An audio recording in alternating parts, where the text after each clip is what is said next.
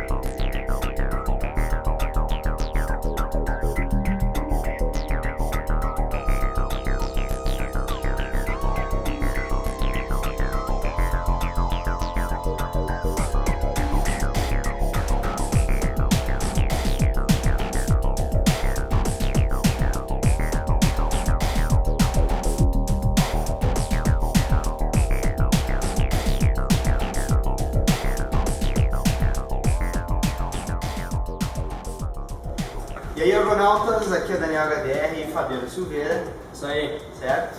Nós não estamos inaugurando um videocast, certo? Mas nós estamos aqui registrando uma entrevista com uma pessoa que eu tive o privilégio de trabalhar. E além disso, foi uma das pessoas que me convenceu com o seu trabalho a ser um autor de quadrinhos, certo? Que é Chris Claremont. Your second time here in Brazil, right? Yes. Second time. Yes, it is. First time was in Rio de Janeiro, right? Yes, 4 years ago. 4 years ago, yeah. Bom, pessoal, eu vou fazer as perguntas em português. O Fabiano vai falar elas em inglês, por isso que vai ter um corte muito rápido, certo? Então vocês não reparem, a gente não está tentando ser com edição desesperada nem esse tipo de coisa. My first question, em português, after, né? Chris, o seu início na Marvel Comics foi com a função de roteirista, mas o seu trabalho era com outros roteiristas também. Você chegou a trabalhar em alguns títulos como Marvel Team Up, também trabalhou com o Iron Fist, o Punho de Ferro. Como foi esse período em que você estava começando como roteirista na Marvel? The nice thing is learning a trade, learning a craft, how to tell comic stories, by doing it, by just rewriting, restructuring the story until it works, by picking the most outrageous concept and seeing if there's a way that you can make it make sense. It's all the fun and games that go into writing a story in prose, except that the responsibility for a writer in comics is to tell the story to the artist. And each artist brings a different set of strengths to the project. The first time I did a Dracula for Marv Wolfman, he said to me, as if you were going to be doing this story with Neil Adams. And I said, I'll be doing the story with Neil Adams? And Marv said, you're an idiot. No, but think of the artist as if it was Neil. Tell it the way you would tell it to Neil. And we'll see what comes out of it. And it worked. The idea in comics is you always try, or I always try, to challenge the artist that I'm working with, to give him or her events that are cool, characters that are interesting, conflicts that can be portrayed dramatically, and turn them loose. Another great example is my editor Louise Simonson and I were trying to figure out how what we were going to do for the X-Men Teen Titans crossover.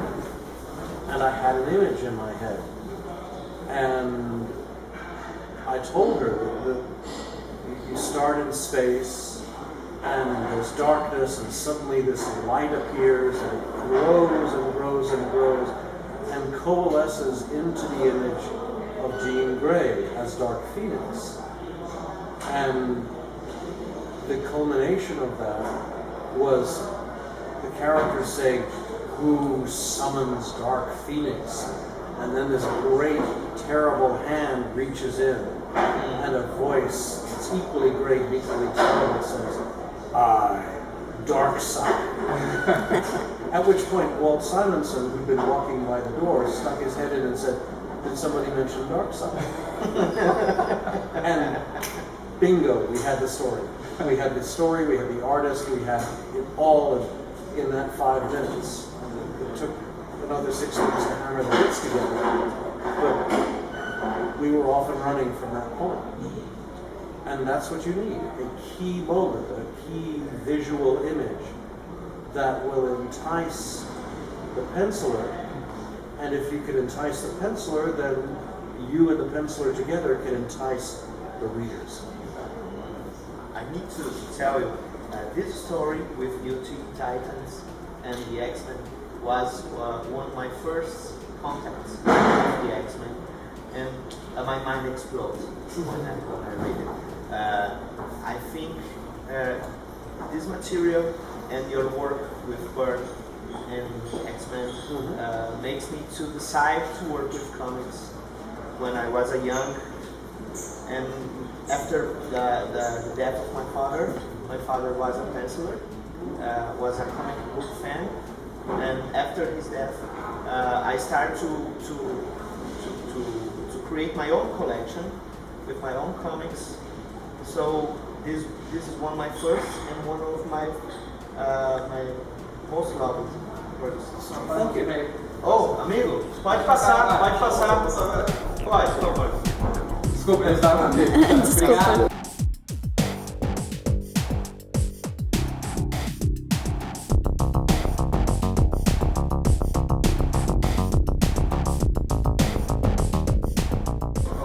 A criação da dupla Chris Claremont e John Byrne em X-Men e previamente em Marvel Team Up, em Iron Fist e inclusive no segundo reboot de Star Wars. Como você vê esse período dos anos 80 que vocês dois, sem sombra de dúvida, foram as primeiras celebridades junto da indústria de quadrinhos? Well, in terms of working with John Byrne, I was a fan of his the moment I saw his pencils. He sent in a whole story that he'd just done for the heck of it to demonstrate his skill, and it was superb. So I was showing the Xeroxes around. I believe Roger Stern was showing material around. We knew John was a find, and I wanted to get him in the door. With our good luck was that it coincided with meeting a penciler on Iron Fist. And if you look over the 15 issues of the series, you can watch him get better from issue to issue. If you look at the first issue and the 15th issue,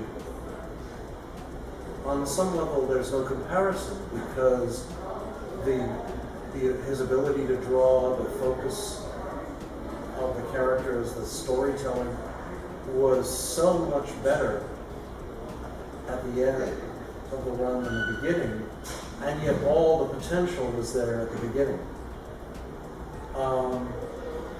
And from there it was an easy sidestep to team up, where the advantage for John was it gave him the chance every month to play with the full sweep of the Marvel Universe.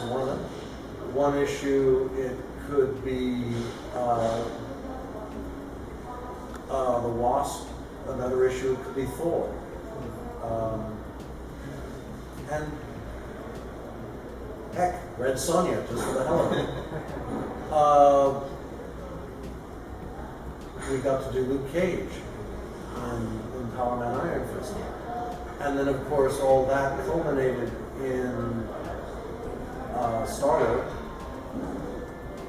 which then essentially, because it was John teaming up with Terry Austin, became the de facto audition or tryout, if you will, for X-Men.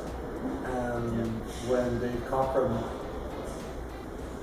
initial run came to an end with 107, John was excited to take over the penciling with 108. I think Dave Cockrum had a lot of functions on that time, right? He was the cover creator of all covers at the books. Dave, the frustration with Dave is his ability to create extraordinary characters, varied characters, wonderful characters. Science The Legion of Superheroes, the X-Men, the Shi'ar, the whole panoply of the X-Men universe Dave laid out in the initial 15-odd issues that he did. He defined all of the characters. He laid the visual foundation for the book that John built on with his run. And when he came back after John left, he made it even better. So the thing with Dave is, it was his book to lose, and the problem was he was so good and so meticulous and such a perfectionist that it sometimes became very hard for him to hold to the necessary Marvel schedule. And by the time we got to 107, the management demand was to make the book monthly because the numbers were just too good. But we were having a problem getting the book in bi-monthly. And it got to the point where something had to give. And sadly, from my perspective, it was Dave. But then it gave John the opportunity to come in and define his vision. And obviously the one thing the most prominent thing that came out of it, in some respects, the most lasting image that came out of it is Wolverine. Because John's synergy with the character, his affection for the character, helped make Wolverine the centerpiece of the series, which we're living with to this day. Yeah.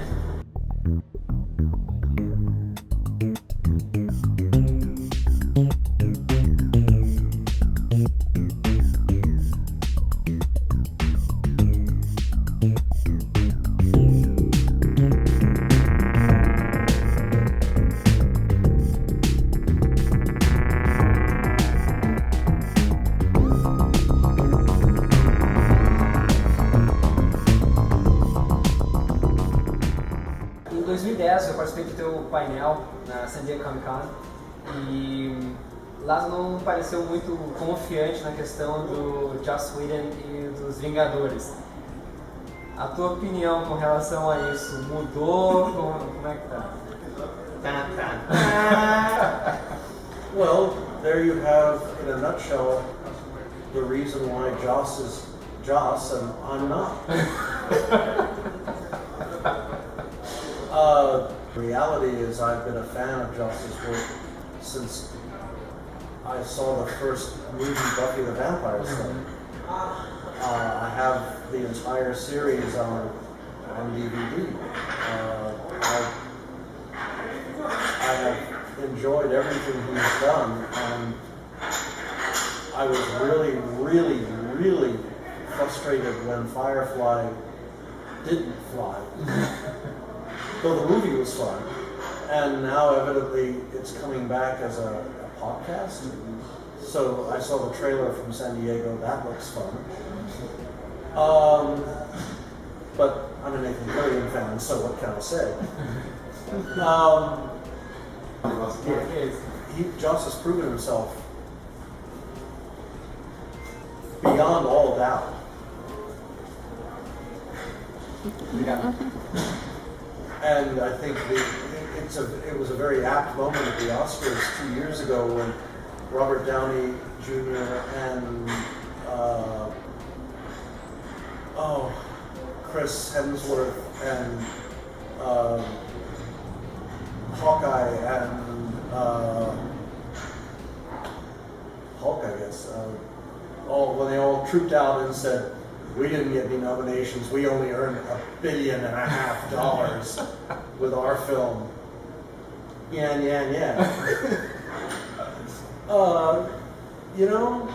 You can't argue with that kind of quality, that kind of success, that kind of coolness. So I think Joss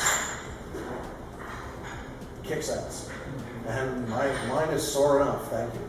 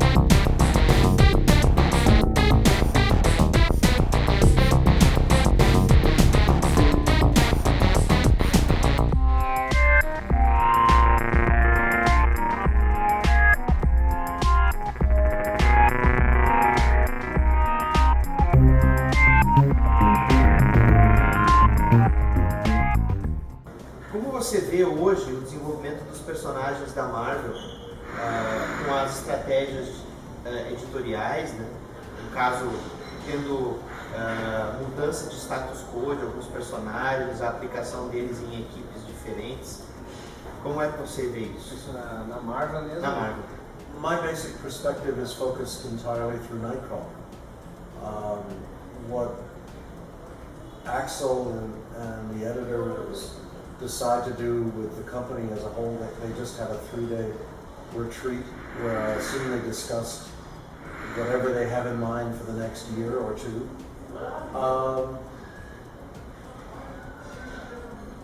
Hopefully it'll be brilliant, but that's their job. My job is to produce a really cool issue of Nightcrawler every month. And hopefully the issues will be good enough and sell well enough so that I can keep on doing it for a number of years. And the nice thing about Nightcrawler is you never know when a great idea will teleport in. Just today, walking around with Daniel, I had a really cool idea. Yeah. For an annual, so I've got to type it up and pitch it to Marvel to the other Daniel, who's the editor, and see if they'll be interested in doing an annual, and if so, if we can get away with it. Because I think it would be fun, and I always like to take the characters on the road. There are more than enough superheroes in the New York metropolitan area. You don't need to do stories that are exclusively set there, and you can make Sao Paulo or the Amazon look as exotic as any outer space planet. You don't need aliens, you don't need outer space monsters. You can just have fun in a sense, your own backyard, and maybe excite readers globally for the book.